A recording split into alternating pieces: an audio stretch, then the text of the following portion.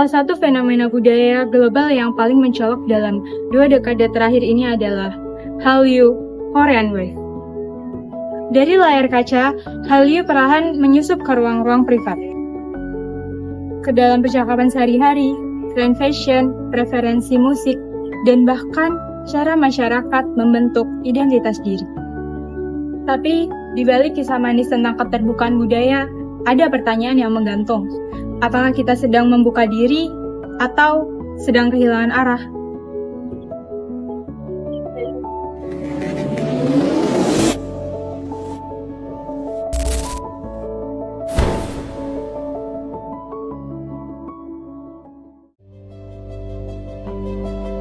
Di abad ke-21, dunia tak lagi dibatasi oleh benua atau samudra.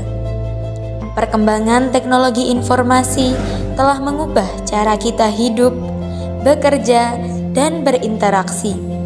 Ponsel pintar dan internet bukan lagi sekadar alat bantu, melainkan bagian dari denyut kehidupan manusia modern. Di tengah dunia yang terkoneksi secara digital ini, globalisasi merambah ke segala aspek, termasuk budaya.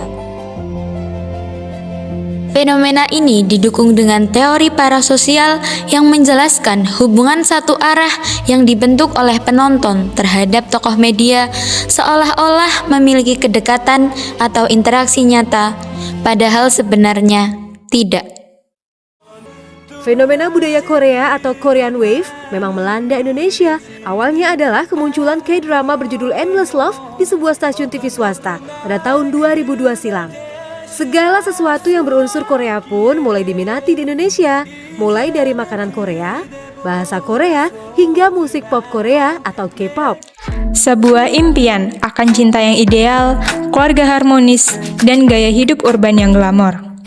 Sementara itu, K-pop menjadi magnet yang kuat bagi remaja di seluruh dunia, termasuk Indonesia.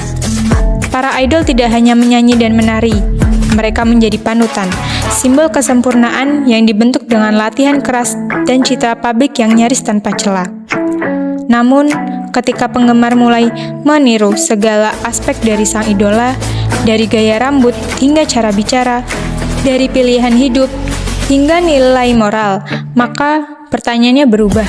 Apakah ini masih sekadar kekaguman atau telah menjadi bentuk pemujaan budaya yang mengikis jati diri? Halo semuanya, kenalin nama aku Adib. Kalau ditanya alasan suka K-pop, jujur bingung ya, karena saat itu mungkin aku kena pengaruh dari teman-teman aku juga yang pada suka K-pop. Akhirnya aku awalnya K-pop itu apaan sih gitu, terus akhirnya aku nonton videonya mereka, terus akhirnya akhirnya aku ngerti budaya K-pop itu. Terus akhirnya ya udah aku ngikutin aja karena aku merasa cocok dengan musik-musik dari K-pop gitu.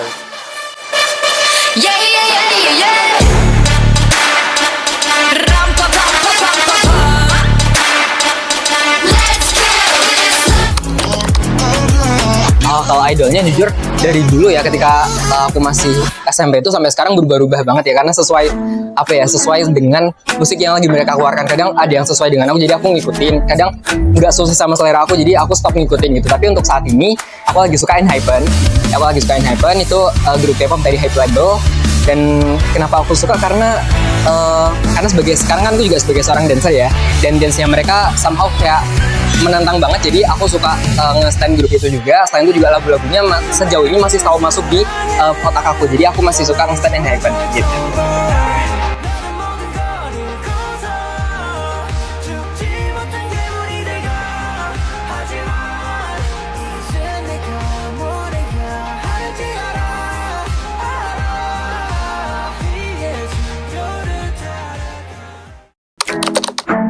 Oke, kalau aku sendiri sebenarnya ikut event kalau di Jogja itu baru akhir tahun kemarin 2024. Jadi baru banget sebenarnya. Tapi ketika aku di rumah asalnya aku udah ikut event dari kelas 9 SMP.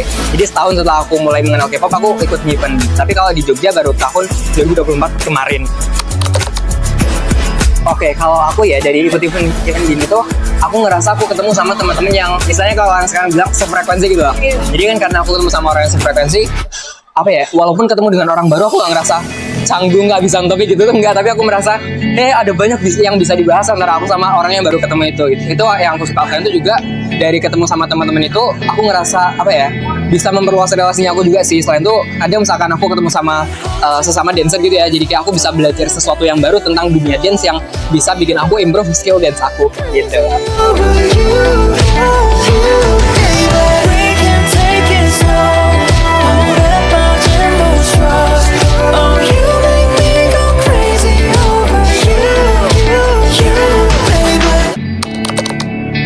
Jujur kalau dari fashion, aku akan bilang agak berubah ya, karena ketika dulu sebelum aku mengenal K-pop ya pakaian, istilahnya kalau pakaian mungkin aku ya pakai apa yang ada gitu ya, tapi sekarang aku jadi cari apa yang pengen aku pakai gitu, dan kebanyakan inspired by idol-idol K-pop gitu sih kalau aku, walaupun nggak sepenuhnya mirip ya, cuman kayak sekarang jadi lebih tertata dan lebih mirip dengan idol-idol yang aku pengenin gitu.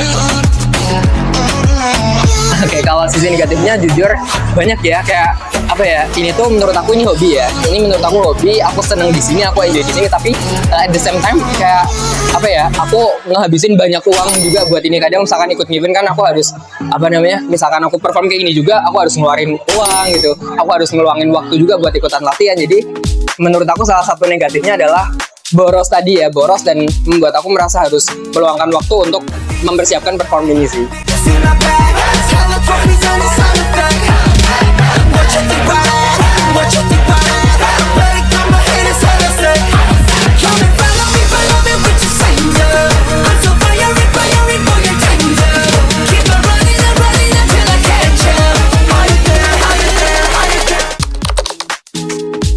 Sebenarnya kadang kalau misalkan persiapan buat yang penting banget gitu ya, kayak yang bertarget, kadang ada sedikit ganggu, tapi sebenarnya itu balik lagi ke manajemen waktu sih. Kalau di aku, alhamdulillahnya istilahnya prodi yang aku jalan itu nggak terlalu berat, jadi aku cukup sekadar kuliah, berangkat pulang gitu aja gitu, nggak ada istilahnya kayak mungkin ada kuliah lapangan gitu, aku nggak ada, jadi masih aman aja. Sehingga kalau misalkan udah keluar kuliah, ya udah aku bisa ikut latihan kayak gitu.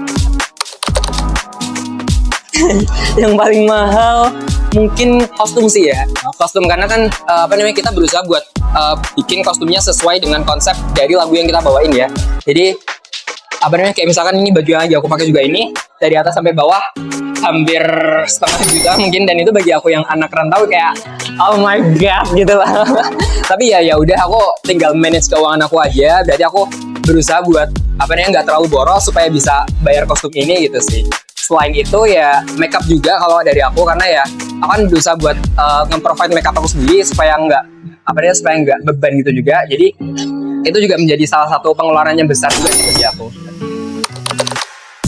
Sering banget, apalagi dulu waktu SMP gitu ya, kayak masih asing banget gitu ya, orang-orang masih sangat asing, dan jujur lingkungan tempat tinggal asal aku itu masih bisa dibilang enggak pedalaman, enggak juga, tapi enggak semodern Jogja ini. Jadi dulu sering banget dikatain kayak lebay, ngapain sih cowok suka K-pop, ngapain sih cowok suka ngedance gitu. Tapi yang aku tanamkan di dalam diri aku, yang aku lakuin itu nggak salah gitu. Aku cuma suka K-pop, aku cuma suka ngedance, selagi itu nggak menyimpang, selagi itu masih sesuai dengan norma yang ada di masyarakat, ya why not gitu lah. Jadi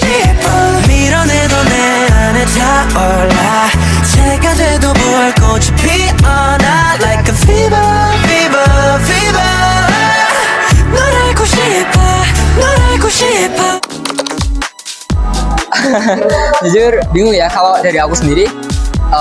Selain ngikutin K-pop ini sih, aku juga kadang masih suka dengerin lagu-lagu Indonesia.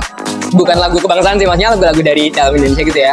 Tapi ya paling itu lagu-lagu yang terkenal aja sih gitu. Cuman kalau gimana cara menjagain supaya kita tetap attach ke budayanya Indonesia, ya balik lagi ke menanamkan diri kita supaya budaya yang baik dari luar itu, budaya yang baik dari Korea itu diambil yang baik-baiknya aja gitu kan. Ada sisi buruk dari budaya Korea ya, yang menurut aku itu nggak perlu ambil yang baiknya aja. Selain itu juga tetap mempertahankan budaya yang aslinya dari Indonesia sih, kayak nggak lupa bahwa Indonesia juga kaya akan budaya gitu loh. Oke, kalau aku sendiri mungkin berharapnya lebih banyak orang yang bisa membuka mata terhadap kebolehan yang dimiliki oleh komunitas ini, karena terlepas dari tadi ya yang dibilang lebay lah karena cowok tapi ngedance, cowok tapi suka K-pop, tapi selain itu di sini kita juga memiliki kebolehan, di sini kita memiliki kemampuan yang kita asah sendiri, kita berusaha untuk meningkatkannya setiap saat. Jadi aku berharap orang-orang bisa lebih membuka matanya, bisa lebih terbuka gitu, bisa lebih ya open minded gitu ya, bisa lebih open minded, dan kalaupun ada hal yang menyimpang supaya tidak digeneralisasi gitu loh. Buat teman-teman yang mungkin sesama penyuka K-pop juga atau mungkin sama penyuka dance, nggak perlu takut, nggak perlu ngerasa sendirian, nggak perlu ngerasa jadi lost percaya dirinya kalian. Yang penting kita tetap berada di jalan yang benar, nggak mau nyimpang dari norma-norma yang ada di masyarakat. Just do it gitu loh. Jadi nggak masalah kita mau suka dengan budaya yang bisa dibilang ini bukan budaya Indonesia, ya udah itu nggak masalah. Itu termasuk hal yang di luar kendalinya kita. Gitu sih dari aku.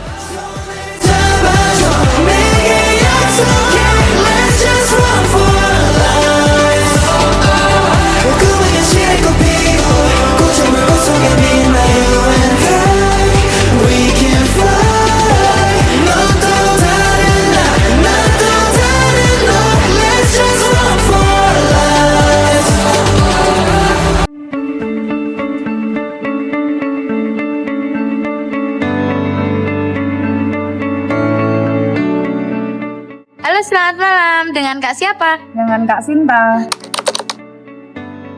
Dulu tuh ada temenku kan, kayak apa sih namanya, nunjukin. Dulu tuh baru boomingnya K-pop tuh EXO sama BTS tuh waktu 2018-nya. Terus dia tuh nunjukin foto-fotonya EXO gitu kan. Nah terus dari itu aku tertarik sama Korea idol K-pop tuh.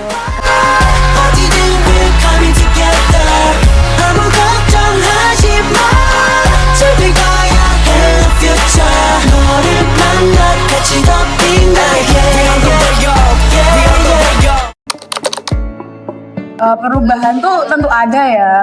Soalnya tuh dulu sebelum fangirl tuh kan aku nggak tahu ya hobiku apa, kayak nggak tahu mau ngapain gitu kan. Terus setelah aku tuh mengenal K-pop tuh aku kayak langsung kayak oh ternyata aku tuh hobi liatin streaming MV, streaming live mereka, terus kayak nungguin mereka update gitu lah.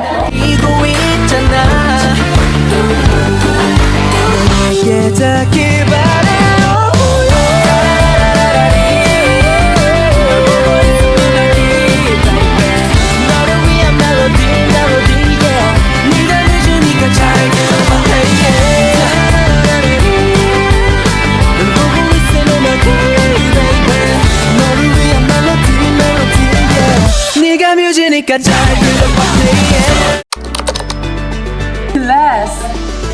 Bahkan saya rela tidak jajan untuk membeli perintilan K-pop seperti album, PC itu. Terus alhamdulillah sekarang baru nabung buat PDS. Doain ya guys. Aku kan kalau beli album tuh ada yang pre-love sama ada yang baru kan. Nah itu biasanya kalau pre-love tuh udah nggak ada PC-nya dan itu harganya lebih murah ya, tentu saja. Itu biasanya kalau pre-love tuh 100 dapat. Tapi kalau yang masih baru itu 300-an. Itu masih ada PC-nya juga. Kalau barang itu aku beli lightsticknya Cheshire sama lightsticknya NCT itu harganya tuh aku lupa, tapi kayaknya tuh antara 800 sampai 1 jutaan. Kenapa suka drama Korea? Soalnya menurutku ya drama Korea, nggak tahu ya, mungkin nggak semua drama Korea nggak menyi-menyi. Cuma aku tuh nonton drama Korea tuh yang nggak menyi-menyi, dan aku suka drama yang nggak terlalu menyi-menyi seperti itu. Kalau harapan mungkin bukan ya, cuma aku tuh kayak menunggu banget buat para idol seperti Jimin, Chanyeol, Sehun, Mingyu, Joshua dan Semboyan. Aku nunggu mereka tuh menikah. Kan banyak kan kalau K-popers itu tuh kayak kalau ada skandal dating tuh kayak hah? Nah, kalau aku tuh malah menunggu mereka untuk segera mempunyai pasangan, soalnya aku tuh kepo pasangan mereka tuh seperti apa kayak gitu. Too late to save me, so don't even start. Oh, you never meant to hurt me, but you're making it hard.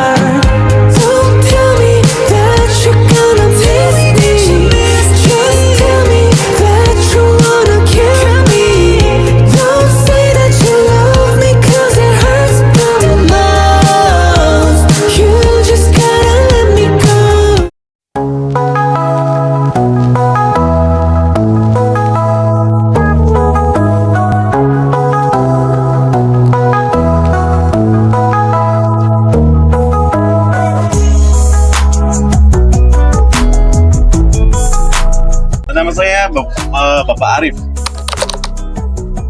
Saya di sini jualan kulineran Korea street food gitu ya. Jadi ini ada menunya, ada tteokbokki sama bungopang. Saya jualan sejak tahun 2020 ya, pas awal-awal COVID itu kan. Iya. Dulu tuh saya terinspirasi pas zaman sekolah kuliah ya. Saya tuh suka lihat drakor gitu ya. Oh ya. Terus ada kayak di aktor-aktor tersebut kan suka ada adegan makan Korean food gitu kan. Nah itu saya terinspirasi dari situ. Saya terus buat sendiri. Iya kan. Sedikit banyaknya dulu, tapi dapur-dapur tahun 2000. Oh ya, tahun lawas Oh itu. iya, tahun 2000-an gitu kan. Kurang lebihnya sama sih. Oh, sama. Iya, masih seimbang itu. Tapi untuk best sellernya itu lebih banyak untuk yang tteokbokki kan. Kalau dulu tuh ya, memang dulu tuh memang belum jarang ada yang jualan kulineran Korea seperti ini gitu kan. Terus ada peluang, ada tempat juga. Terus saya memulai bisnis di untuk menu tersebut gitu, karena belum ada juga itu kan. Kalau untuk khususnya nggak ada sih, saya cuma belajar dari referensi kayak Google, YouTube, terus ada kayak makanan instan Korea gitu lah ya. Terus saya buat resep sendiri gitu supaya masuk di lidah sini gitu, masuk di lidah Jawa. Kalau tingkat pembeli itu lumayan sih kan. Lumayan antusias. Lumayan antusiasnya gitu kan. Untuk awal-awalnya itu kan kadang-kadang anak muda kan senang FOMO gitu kan. Ya, dan saya targetnya juga untuk anak-anak muda gitu kan. Pada suka drakor juga, ada yang suka K-popers gitu kan, ada yang merasa dengan kulineran Korea juga. Dan alhamdulillah sampai sekarang itu masih jalan terus gitu. Kalau untuk anak kecil, iya. Kadang kan untuk anak kecil sekarang kan pada suka mainan HP gitu kan. Nah itu kan juga terinspirasi dari HP itu kan. Kok ada makanan lucu kan ini? Oh dia nonton ada gitu. Terus dia mencobanya gitu. Lalu cocok terus repeat order terus gitu kan. Untuk Opa Jawa itu karena saya tuh terinspirasi dari untuk lidah Jawa sini kan enggak, jadi kan agak lebih manis gitu kan, identiknya gitu kan. Terus saya buat asap sendiri, alhamdulillah pada cocok gitu enggak. Sama ada kondimennya yang khusus gitu kan. Itu ada kondimennya namanya tahu gitu kan. Nah itu juga melekat di Jawa gitu kan, makanya saya namain tteokbokki Jawa tersebut. Kalau untuk kuliner Korea di Indonesia ini semoga aja nanti ada gerakan baru. Ya semakin berkembang, semakin untuk semuanya itu bisa mengenal untuk rakyat Indonesia gitu kan, dan makanan Korea di Indonesia. Apalagi nanti di inovasi-inovasi baru supaya menjadi ciptaan antara makanan Korea sama makanan Indonesia gitu, jadi terpadu gitu kan, bisa diterima di Indonesia.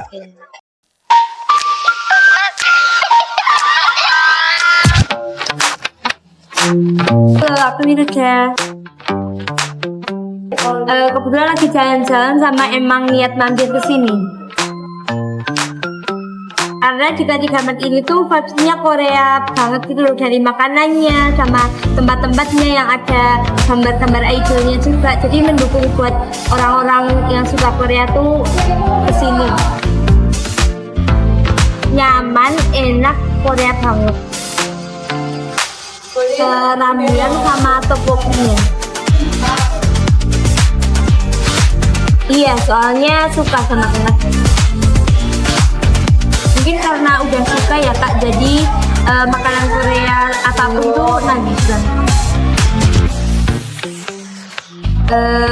Suka, tapi yang biasa aja karena lebih suka yang Korea. Cantik, glowing, dan flawless. 3 kata yang kini menjadi tolak ukur baru dalam dunia kecantikan Indonesia. Semua ini tidak lepas dari pengaruh industri skincare Korea yang agresif dan inovatif. Produk-produk mereka bukan hanya dijual, tapi diceritakan melalui influencer, konten kreator, dan iklan yang menyatu dalam drama atau variety show. Kita secara tak sadar menyerap nilai-nilai kecantikan yang asing dari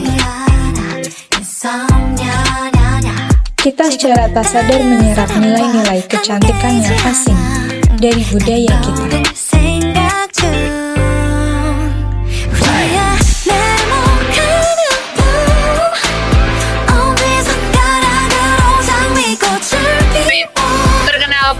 saya Kak Elvia Giastia, biasa dipanggil Via. Saya di sini sebagai shop speaker dan kasir karyawan. Kalau K-pop Squee sendiri, dia menjual produk kayak album K-pop. Kemudian ada photocard itu official sih Kak dari sini. Kalau untuk di Jogja sendiri, peminatnya itu lumayan banyak sih Kak. Karena dulu pernah event di JCM, dia itu peminatnya banyak. Kemudian dia buka di Amplas dan benar sekali peminatnya juga begitu banyak karena apalagi kalau Sabtu Minggu sih Kak, pembelinya banyak. Untuk dampaknya sih itu tergantung orangnya sih yang beli sih Kak, karena biasanya kan itu kan hobi ya, apalagi kan kalau udah hobi berapapun harganya mereka beli, jadi sesuai minatnya pembeli aja sih menurut aku. Kalau menurut saya sendiri oke aja sih Kak, karena kan itu juga buat kalau orang yang suka hobi, kalau orang yang suka kayak gini kan kemungkinan tidak langsung ke Korea juga kan untuk membeli. Jadi kemungkinan bisa buka cabang di Indonesia, di berbagai tempat. Kemungkinan memudahkan orang yang memiliki hobi seperti ini.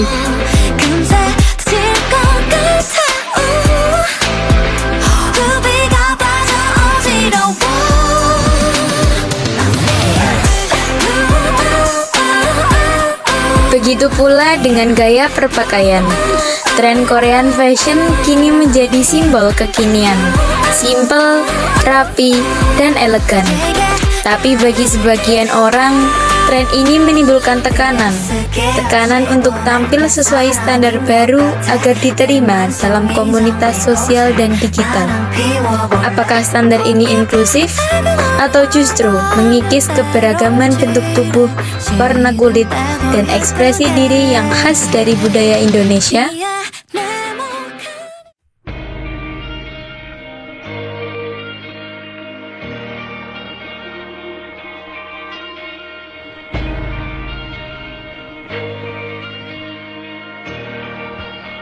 Yang ini Korea, yang tadi Indonesia. Oh, kalau boleh tahu kakak tahu nggak ini dari asalnya mungkin Indonesia Kalau aja? nggak salah itu Kalimantan. Oke. Lanjut ya kak. Ya. Gambar kedua, Ini Korea. namanya kak? Aduh, bibimbap kali ya. Oke. Yang kedua kak, dari Ini Indonesia. Oh iya, namanya kak mungkin? Ini nasi gudeg. Oh iya, lanjut ya kak. Ketiga, Ini soju Korea. yang selanjutnya? Ini Oh iya. Yang terakhir ya kak, mungkin ini dari Korea. Korea. Ini dari Indonesia. Nah, namanya kak apa kak? Namanya kurang tahu kalau ini. Kalau yang sampingnya tadi? Ini nggak tahu sih. Oke. Ini dari mana? Terus ini dari mana Mbak? Tahu nggak? Kalau ini dari Indonesia. Kalau ini dari Korea. Bisa tahu namanya nggak ini apa gitu? Kalau ini rumah gadang. Kalau ini kurang tahu. Oh, kurang tahu. Oke, Iya. next ya. Oke. Kalau ini Mbak, tahu nggak? Ini soju. Terus kalau itu kurang tahu mas. Oh, kurang tahu ya? Iya. Oke, next ya Mbak. Iya. Itu apa, nasi padang ya? Iya. Terus yang ini tuh bibimbap atau apa ya? Oke. Yang terakhir ya Mbak. Oke. Yang terakhir Tuh apa? Silat terus. Oh, ini kurang tahu namanya. orang tahu namanya. Iya. Oke.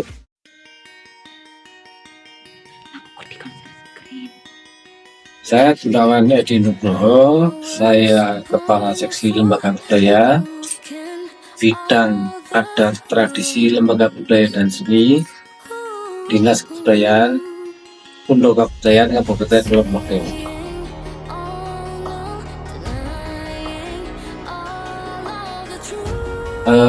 Untuk pengaruh budaya Korea di Indonesia, kalau di kota besar saya memang lihat ada, tapi kalau sejauh ini di Lombok masih belum.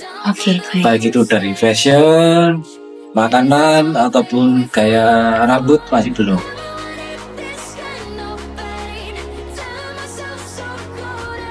Ada tapi yang cuma sebagian kecil ya. Jadi di sana masih ada tempe sengek dan geplek, dan itu kalau saya lihat masih lebih laris daripada makanan Koreanya. Jadi masih aman. Oke.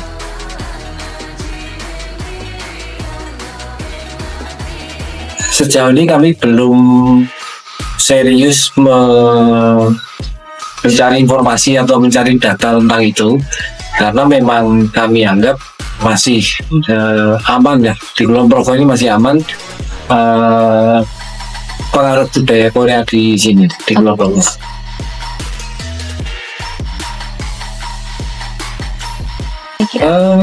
Kami tidak begitu khawatir karena di Kulon Progo ini kulturnya masih kental. Bisa dilihat setiap hari Rabu di Taman Budaya itu ada pentas seni tradisi, ada jadilan, ada inceling, itu penontonnya luar biasa. Jadi menurut saya budaya Korea di Kulon Progo masih belum mengkhawatirkan.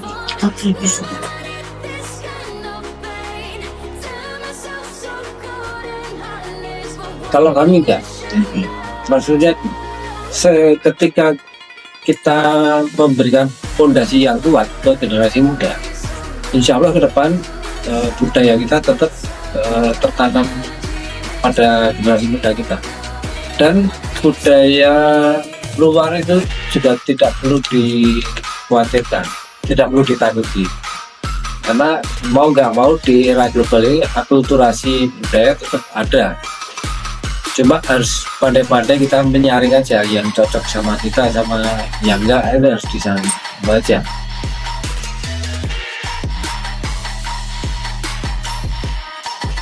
Budaya asing banyak ya enggak, dan sebenarnya tidak semuanya jelek sebenarnya. Contoh aja untuk seni rupa. Seni rupa yang kita miliki itu cuma batik, batik sama ukir. Lukisan, jelas itu bukan budaya kita, itu budaya Eropa. Apalagi cat minyak, itu jelas bukan budaya kita. Kita nggak punya itu. Kemudian seni instalasi kita juga, tapi bagus buat kita. Jadi tidak semua budaya asing itu jelek untuk kita. Cuma yang memang kita perlu waspada adalah jika budaya pergaulan, budaya kehidupan sehari-hari itu mengubah jati diri kita, itu yang perlu diwaspadai. Kalau cuma masalah seni budayanya sih nggak masalah, asal tidak merubah sikap kita, sifat kita sebagai orang Indonesia.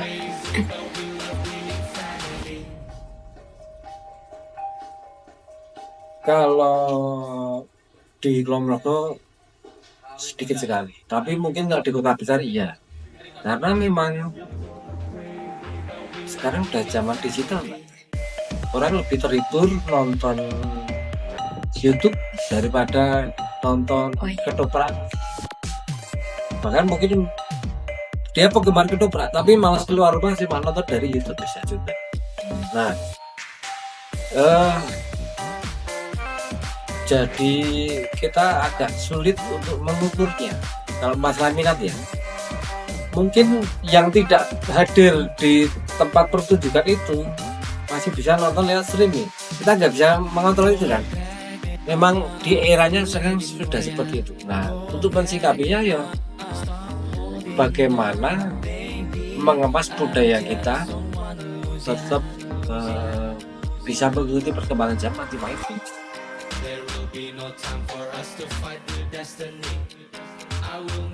Kami melakukan pembinaan. Memang tugasnya dinas budaya adalah pembinaan. Jadi mulai dari tingkat SD, setiap tahun itu kami ada festival Langen Sari. Di tingkat SMP ada Langen Sekar. Kemudian setiap 2 tahun sekali ada festival Karawitan Putri. Kemudian ada festival Kedoprak, festival sendera tari, festival teater. Jadi kami tidak mengkhawatirkan budaya asing di sini karena memang kami sudah melakukan pembinaan.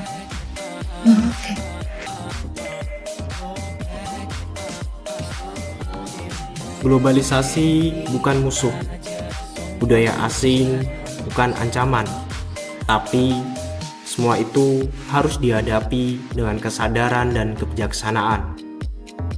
Kita bisa mengagumi budaya Korea sambil tetap mencintai budaya Indonesia. Kita bisa menonton K-drama sambil mengenalkan anak-anak pada cerita rakyat Nusantara. Kita bisa menikmati kimchi tanpa melupakan sambal terasi. Solusinya bukan membatasi, tapi memperkuat. Bukan menutup diri, tapi mengakar lebih dalam. Pemerintah, institusi pendidikan, konten kreator, hingga keluarga punya peran besar dalam membentuk generasi yang terbuka namun berakar. Karena identitas budaya bukanlah beban, tetapi bekal. Dan Indonesia yang kuat adalah Indonesia yang mampu menyerap pengaruh luar tanpa kehilangan jati diri.